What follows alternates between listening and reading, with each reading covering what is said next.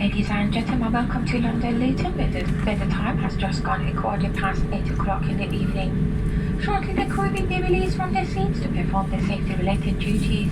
However, we ask you to remain seated with your seatbelt securely fastened until the aircraft has come to a complete stop and the seatbelt sign in the panel above you has been switched off.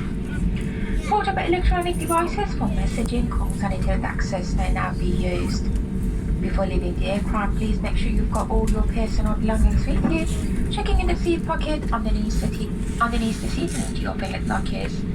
Please do take care when opening the overhead lockers, in case anything has moved during the flight and might now fall out. And we kindly ask, if you've got any rubbish, please do not leave this in the aircraft and take this with you.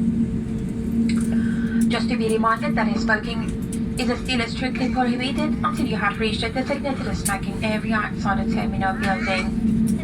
On behalf of EasyJet, the captain and the rest of the crew, we would like to thank you for choosing to fly with us today, and we all wish you a safe and pleasant onward journey to your final destination. Once again, thank you and a very good evening to you all.